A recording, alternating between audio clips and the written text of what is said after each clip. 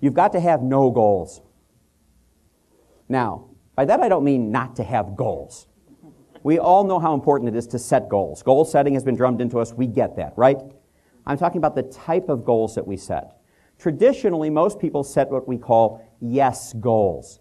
Goals for the number of yeses you're going to hear. How many people will say yes to your presentation? How many people, or how much will they buy? How many units? How many dollars? Those are all the results of people saying yes. Matter of fact, most reports that you have in your work are all yes reports, aren't they? It's all the stuff that happened because of yes. No goals are setting goals specifically for the number of times that you intend to hear people say no to you. And you might think, well, geez, it doesn't make sense. Yes is what I want. Yes. Yes is the destination. No is how you get there. The problem with just having yes goals is this. Take a copier salesperson. Classic example.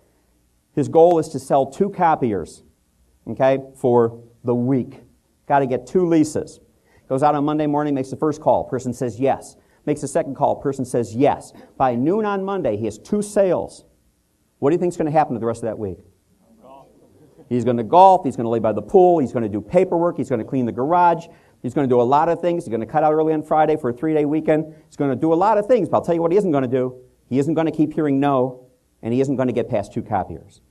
Because he had a yes goal of 2, that any time we tend to hit our yes goal, we tend to slow down or stop.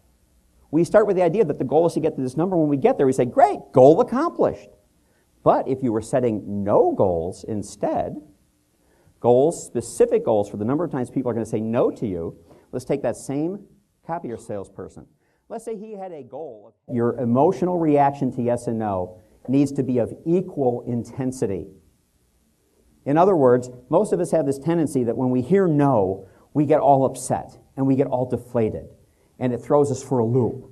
And we go have a quart of Haagen-Dazs or, climb in the corner, whatever it is. And then we get a yes, and what do?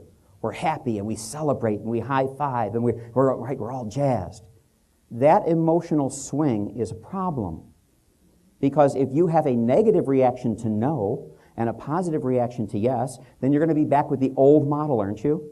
Trying to always go for yes and trying to avoid no.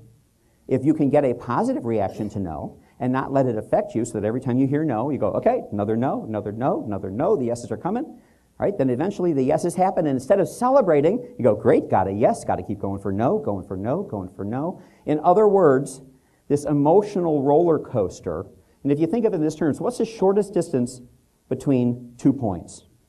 Straight line. What's the shortest distance between you and success? Straight line. It is not on an emotional roller coaster. It is on an even-keeled emotional reaction. You want to keep an even emotional reaction. The goal here, ideally, is to have all of your emotional reactions to yes and no to be in what we call... Here are some selling statistics that you have to be aware of, that you must know. 44% of people give up after hearing 1 no.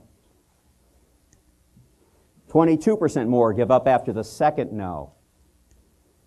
14% more give up after the third no. 12% more give up after the 4th no. That means that 92% of all salespeople give up before getting a 5th no from customers, and yet the research project this came from proved that 60% of all customers say no 4 times before they finally say yes.